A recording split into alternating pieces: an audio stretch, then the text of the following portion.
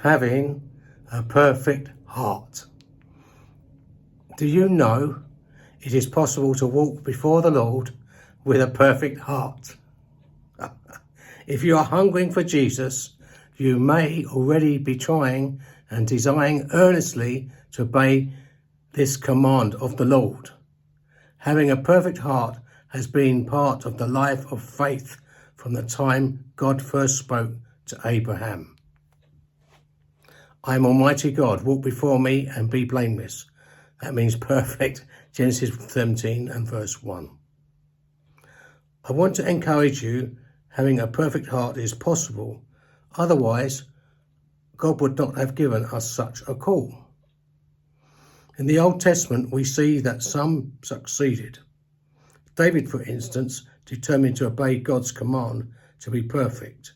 He said, I will behave wisely in a perfect way.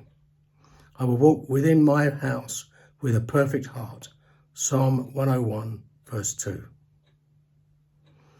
To come to grips with the idea of perfectionism, we first must understand that perfection does not mean a sinless, flawless existence. Perfection in the Lord's eyes is something entirely different.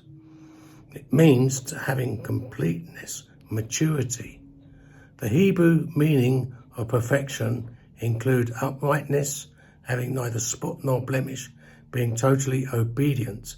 It means to finish what has been started,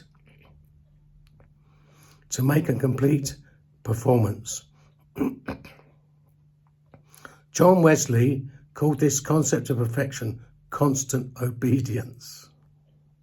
That is, a perfect heart is a responsive heart, one that answers quickly and totally all God's wooing, whispering and waning. Such a heart says at all times, speak, Lord, for your servant is listening. Show me the path, and I will walk in it. The perfect heart cries out with David, search me, O God. Know my heart.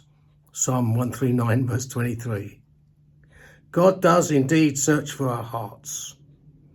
I, the Lord, search the heart. Jeremiah 17 and verse 10.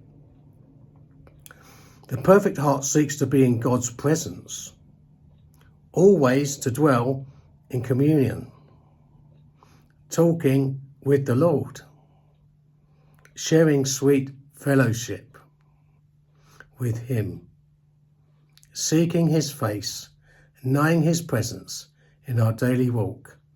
Ask in faith for this kind of heart today. Today's the day of salvation.